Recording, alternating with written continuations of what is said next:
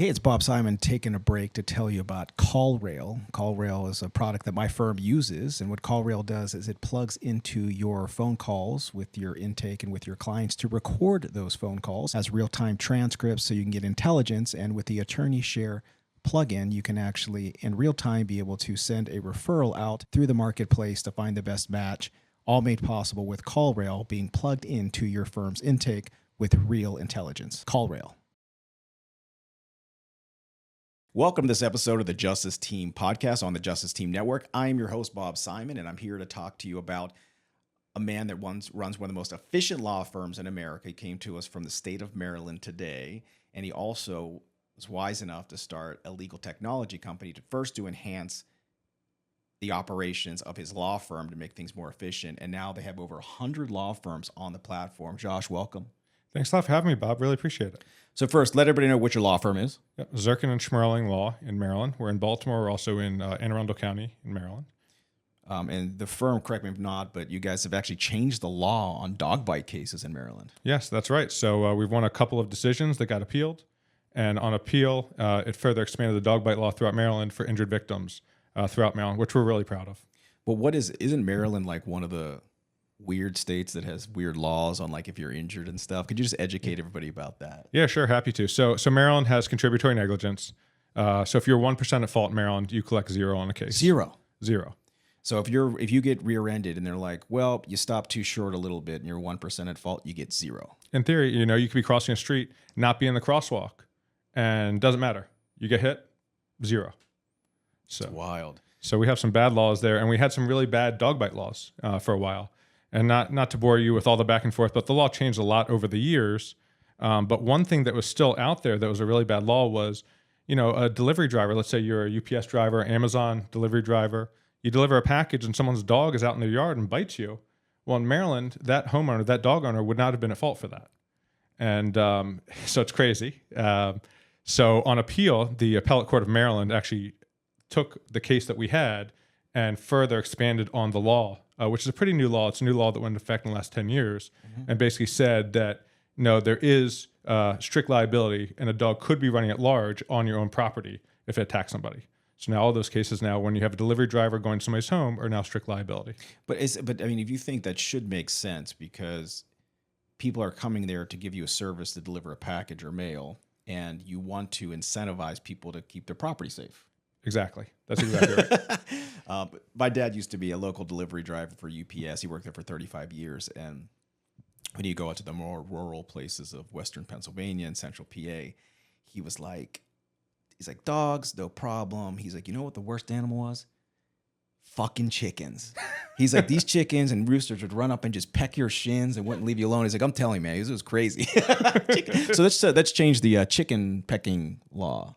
That's probably strict liability, I would assume. It's an animal. Yeah, I think in Maryland it might be if it's kind of a dangerous animal off the bat, and maybe your dad would be an expert on that. Yeah, he's also a trucking expert and now a chicken pecking expert. Chicken pecking. So you have two locations. So tell us kind of the origin story of how LawPro.ai kind of developed out. I assume it developed out of a law firm out of need. Yes, exactly. So, my law firm, I started my law firm right out of law school, had no cases, had no clients, my partner and I. We've been building it up, and then we got stuck. Our revenues were not growing. Our caseloads were not growing. And even if our caseloads did grow, we didn't know what to do with them or how to move them along fast enough to be able to take on more cases. And what we figured out was the best people in my office, my top paralegals, the most knowledgeable, well-trained paralegals, were spending their days reading through medical records.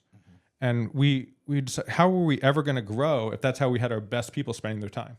And that's when we created LawPro.ai, which basically takes all the medical records that a law firm has in personal injury. You upload it to our system. We create case summaries, medical chronologies. We pull out important information. We can write, demand letters or causal relationship letters or anything else you need. And those people in my office that were reading medical records all day, one of them now is my director of operations. One of them manages and does all the training for all of my paralegals in the office. So now we can really move a lot faster. My office now has increased by 300% in the last couple of years. Wow. And we're growing like gangbusters because we don't have this holding us back. And the most important thing is, and I'm sure you would agree, is making sure that you're not losing what you're doing for the client, that you're keeping the same standards that you had before while you grow. And that's been really important to us, is that we've kept the same standards. We're getting the exact same results. And LawPro is actually, frankly, helping us get better results.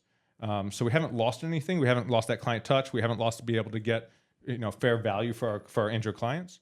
But we're able to really grow our firm now. You're also probably able to speed up the ability to resolve cases by using these systems. Oh, 100%. Cases can get resolved much faster. We don't have to wait on people reading through medical records to understand the case and what to demand. And when we're negotiating with an adjuster, I don't have to hang up the phone with them every time, review the questions that they had, why they told me the case was not valuable enough, and then call them back. I can tell them right on the fly. Here are all the objective findings. They ask me a question or they're telling me why my case isn't valuable. I can immediately, query our system and say, why does the case have a lot of value? And it'll give me those answers that I can read back to them. So it's been really helpful for our clients, for us. It's been a win-win. Yeah, and something else you said resonated is those folks that were doing. Look, when I started my firm by myself too, probably you as well. You were doing all these things, and it took a lot of time. You've now been able to elevate those folks that are doing that into these higher level managerial positions. Correct. Yeah, and that's been crucial for us, because if you're not layering kind of with your people, a couple things happen. Number one, your best people have nowhere to go, so eventually they leave the firm. They're not going to want to sit there and read medical records all day. They'll get burned out. They're not going to do that. They need to see an ability to grow, and so this helped us give them an ability to grow. As the firm grows, they get to grow, and it's just been phenomenal for my staff, for my employees, for our clients. So let me ask you this question as a law firm owner. If you have, like I have people that, staff that work here, and they ask questions of, well, how can I accelerate my career? What are some things that I should be doing? How do you incorporate the use of using AI into the answer to that question? Yeah. So, first of all, I think it's really important. Every law firm has to have KPIs. And you have to have KPIs for every job in the law firm. So you can give specific metrics that each person has to hit within the law firm. So they know what they're supposed to do. If it's just to be in there all day and be like, oh, do as many cases as you can, or, open up as many claims as you can, there's no goals there. There's no incentive. So with every single person in my office, there's KPIs and there's certain metrics and goals that we need to hit. Can you explain what a KPI is for our viewers and listeners? Sure. Key performance indicator. And a key performance indicator basically tells each person in my office what the goal is. What, my intake team, how many intakes should we be signing? What should be our percentage of signups? How many cases we should not be losing per week, month, day, whatever it is. Those are all things that we track. And you can use AI for all of this stuff, whether it's, tracking, phone numbers, where they came from, how well my paid ads are doing, or it's how well is my intake team doing with signups, and what are we doing with the information, where are we sending it out in terms of to maybe other law firms, to bring in other law firms if we don't handle the case or if it's from a different state. LawPro for medical records. There's AI solutions and technology nowadays for almost any part of the law firm that you want to use it for. Yeah, and I think if anybody's, we do a lot of mentors with young lawyers, law students, and staff, and I always say, if you learn how to leverage technology and learn these systems, you'll probably be a very instant hire and add value to anywhere you want to go. Oh, 100%. I interviewed a lawyer last week who happened to know the case management system that we use really well. She built it out for a prior firm when she was a law clerk. And so for me, yeah, you have a job here because I know that you can make changes to our case management system whenever we need, and I can take one of my partners who does that now and take them off of that. So the more that we can bring in people that can help with our technology and help that grow, that's just going to, put gas on the fire. Yeah. If we're on our side of the coin where we're getting paid, perhaps rather than per hour, you have to leverage these systems and be efficient. You have to. So let's talk about the ethics of use of LawPro.ai, and as a law firm owner, what steps do you take or do you encourage our people that are watching or listening to take to ensure that they're doing things ethically? Yeah, absolutely. I mean, listen, no system out there is going to be 100% right now. AI is not 100%. If anybody tells you that they're doing everything 100% perfect, they're just not being truthful and honest. So every law firm has to understand that whatever it is, whether you're citing case law, which LawPro doesn't deal with case law, but if you are, it has to be correct cases, has to be actual case law. And it's the lawyer's job to make sure to check that. Same thing with the medical records. You have to make sure that if you're going through a chronology or a case summary, that you can see what the sources are. And LawPro provides that. So anytime we write a demand or causal relationship letter or anything you want, we have inline citations for everything that we do. So you can click on the citation, which will take you to the exact medical record, so you can check it yourself to make sure it's accurate before you go telling an adjuster something or using it in court. So it's really crucial that as lawyers, right, we are officers of the court. And and we have to make sure everything we're doing is truthful and honest, even though sometimes the people on the other side of us might not be. Yeah, and so it's the trust but verify thing. So like, there's hyperlinks and there's the ability you guys have, do the case summaries, the causal relationship, but you can click a button to verify the information is correct. And a lot of times, we're trusting our staff or whatever we're using to do that anyway. So you have to verify the information is correct. It's the same process, but now it's a lot faster. You just go click, see it. Okay, good. Exactly. Yeah. That's exactly right. And then what LawPro does is it also has like kind of a query and then a highlight to show you like the objective or like the really good stuff about your case. So the stuff that may not be so good on a highlight. Right. So we want to pull out for law firms, all the positive and negative value drivers. You don't want to waste your time in litigation, doing depositions, doing discovery on a case that's not going to have a lot of value because there's a lot of things in the medical records that are just going to blow your case apart. It's important to know that from the beginning so you can have honest and real conversations with your clients. I mean, you owe it to your client to have those conversations. But the other side also, you want to pull out all the positive value drivers. So just a quick example from last week, I had a client that was injured in a dog bite and had to get a wrist surgery. And the insurance company at first offered 80. We then got them to 140, and they just said, I'm not going any higher. Well, LawPro had pulled up specifically that the client woke up during his medical procedure and then went back to sleep, but had gotten up and was actually awake while they were performing the surgery. And I brought that up to the adjuster, and it was pulled out for me really clearly in LawPro. Brought it up to him. He said, I saw a movie like that one time where that happened. It still freaks me out today. Let me go reevaluate the case. And the case ended up settling with 2 more phone calls for $100,000 more. So, wow. So just, that one little piece of information made all the difference. And that's what these value drivers can do, both the positive and the negative value driver. Yeah, and one thing that LawPro does is you guys are subscription-based. And I want you to explain it for viewers and listeners because some people do it per run or per page, but you guys are straight subscription. Yeah, we do subscription-based, so that way you know what you're paying each month.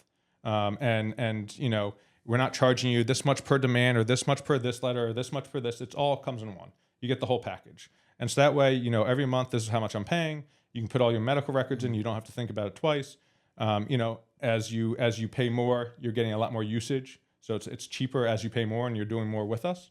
But yeah, we don't try to limit people or have people guess, this is how many demands I'm going to need this month for the rest of the year, every month. It's just put in whatever you guys want and we take care of the rest. Yeah, but it's not like a per case rib. Yeah, it's not. And I like it. So it's just, hey, you pay this amount. So like for a lot of litigation firms or folks that are getting sent cases to co-counsel refer, it usually comes with a lot of medical records. And it takes a long time for you to review that and see is this a case we want to work on and get your timelines. And I think that's a huge use case for LawPro, right? Yeah, absolutely. I mean, it's a perfect case where you could immediately know within, our system goes through 1,000 pages in about a half hour or so. So if you had 1,000 pages you uploaded within a half an hour, you're going to be able to have a really good idea. Is this a case that we can move forward with litigation? Can we not move forward? What are the positives? What are the negatives? A 5,000 page case takes about a half day. So, you'll know very quickly and we can take any size, any number of pages all at once. Yeah, but what do they get in that time frame? Does that come with like the timeline, all the stuff? Everything. Wow. The whole case summary, the whole timeline, being able to query and ask anything you want. It comes with everything already done within that time frame. Oh, that's awesome. Yeah, it's in real time. We don't have humans on the back end. It's all tech based. It's all based on engineering AI. And so it allows the law firm to make a very quick decision. Also make sure the client isn't hanging out there in limbo. Like, is this firm going to take my case? Or are they not going to take my case? We know that's a really stressful time for our clients when they don't know what's happening, when they don't know what's going on. This allows you to really give them comfort saying, hey, I can move forward with the case, or say, hey, I can't, but I have another firm for you that can. Yeah, and even if, imagine where you want to refer a case to another firm for litigation or trial purposes, if you had your system already set to go, it makes it so much easier. Hey, here's all the files, here's the record, by the way, here's everything hyperlinked so you can see everything quickly. Then we would know, like at my firm, within 10 minutes whether or not we could take that case. You would know. That's exactly right. Yeah, we have a huge firm that we work with on the East Coast that they send out the vast majority of their cases. They don't do much litigation.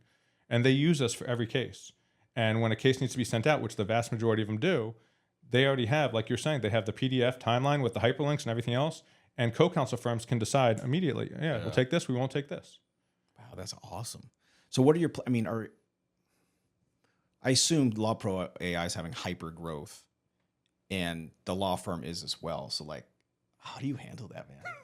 Well, Same. I mean, I'm just asking you like a real question because it's a lot, you know. Nobody would know more about that than you probably. But it's really hard. You have to have really great people working with you, and you have to rely on those people. So we have an amazing team at LawPro. Engineers, data scientists, our head of products, incredible. So just incredible people at LawPro. And then my law firm, like I mentioned, my director of operations, who had been reading medical records before, she's amazing. She there's no amount of work or issues or things I need her to fix or look at that she can't take on.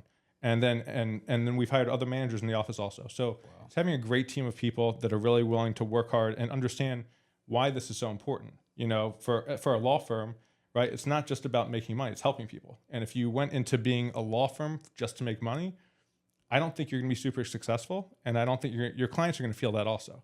So it's there to help people. And now LawPro, we're helping with that same mission of being able to help people that are helping those that are injured. Wow. So how do people find you? Like because you got the law firm side and the LawPro side. Let's start with LawPro. How do people get a hold of LawPro? LawPro, easiest way is email josh@lawpro.ai. Law firm, josh@zanslaw.com. Z as in zebra, ANDSLAW.com. Man, I love it. Well, thanks for coming on, man. And so if anybody's out there on the conference circuit, I know they're going to be at Cal Vegas. That's coming up over Labor Day. What else do you have on slate this fall? Have you guys lined anything else up? Oh yeah, we got a bunch of stuff coming. We're going to be at the Clio conference. Yep. I think I'm going to be from end of August through middle of October every week. I think we have something else going on. You're on that the same schedule. Yeah. But if you're at these conferences, just look up, because Josh's about 6'5", 6'4", 6'5", but he always wears like cool ass kicks. Like I could see he has the taxi cab. These are Jordan 1s, right? So always has different type of Jordans on, and I'm a big fan of them, even though I'm wearing these. What are these? These are natives. These are slip-ons that my wife is sponsored by. So I also get these. So do the kids. It's a good little beach shoe. It looks nice. Yeah, it's nice and clean. You could just like styrofoam or whatever. You can wear this with your Steeler jersey. That's what I wear every Sunday. I wear the taxi cabs with the Steeler jerseys. So I have that a high and a mid. Oh, okay. So yeah. Well, the question is, what jersey do you wear? It depends, because if they lose, I switch.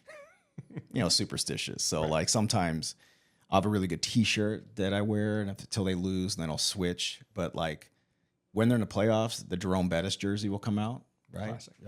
So somebody actually came to my house and brought me an Aaron Rodgers jersey this year to troll me. So I don't like how this experiment's going to go, but I'm more of a retro Steeler jersey wearer when I do. How about you? Okay.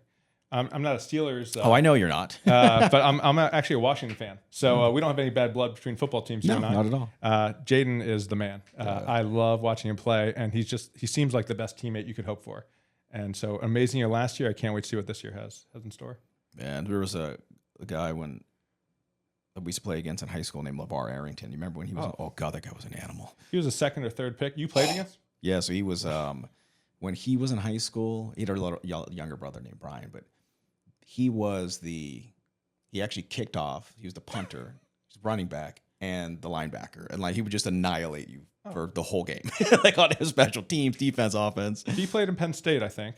And he just would destroy people. Yeah. Did you have to hit him ever? I mean, no. I mean, imagine he was a couple years older, so I wasn't like that wedge year where like.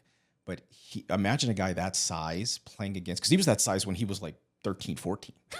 I mean, it's just not fair. And I remember like just watching, and they would just like literally just run him up the middle, and he would just run over everybody. That's insane. It's insane. I would have gotten out of the way for sure. Yeah, we had Terrell Pryor he played against my little brother. Oh, nice. Darrell Revis. We had a lot of big guys that came from that area. But yeah. My brother's famous story is Darrell Revis dunked on him one time. He was my brother Brandon. He was our high school actually captain of the basketball team. Typical, guy to play defense, shooting guard, hitting threes, playing solid D, taking pride in charges. And, well, guys just dunking on your head. What are you going to do? But welcome to Revis Island. More popular island than other islands that we hear in the news. Well, Josh, thanks for coming on, brother. We appreciate you. Again, we'll see you at all the conferences. We'll probably be on the same leg of everything. But thank you for picking up this industry and making it better. Yeah, thanks for having me. Really appreciate it. Thanks for listening and watching this episode of the Justice Team Podcast on the Justice Team Network.